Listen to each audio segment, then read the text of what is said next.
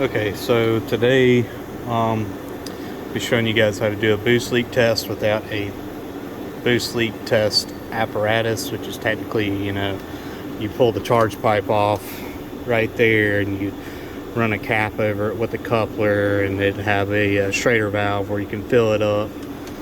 I don't have anything like that, so what I'm gonna do is I guess you guys can tell I've already done it. I sandwiched a bag in between the turbo and this filter, turbo guard, whatever you want to call it, but you can just use the clamp so you can tell how much pressure you're getting there. We're shooting for 40 psi on this car, so I'm not really too awfully worried about over pressurizing a lot of things. I mean, obviously you don't want to put 150 psi pressure to it or you'll blow your sensors up. But what I did here was I just found another hose that that would work well, something that's a dead end like this blow off valve. And as you can see, I just pulled the rubber hose off. Excuse me. Pulled the rubber hose off and hold on a second, I'm gonna pause this. I got it. Alright, so back at it. So I pulled the rubber hose off, stuck my air gun down into the end of it. It runs up to this block, which is gonna go from there into the intake, and it's gonna basically pressurize the whole entire system. So you're gonna be able to hear or find the leaks. And sorry if it's kind of loud in here. I've got a oil burner over there. But yeah, so our goal is to pressurize the entire system, find any leaks, and seal them up. Because basically, if your intake tract is leaking, your turbo is having to spin extra to compensate for that. Sorry about that, guys.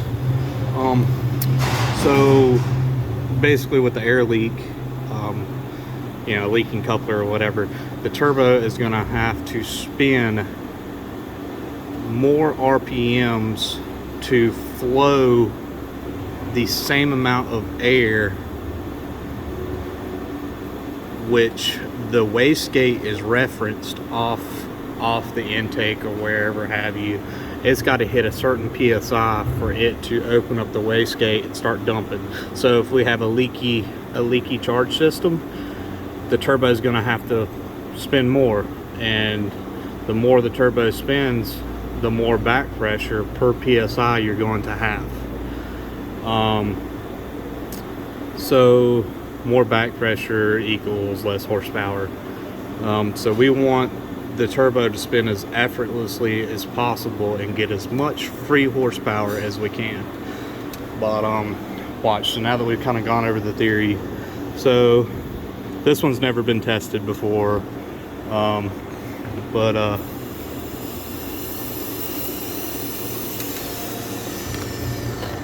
we have a leak.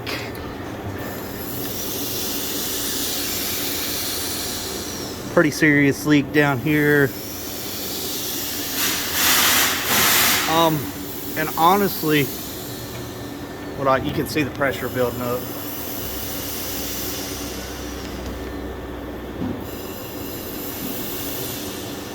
That's kind of a good test.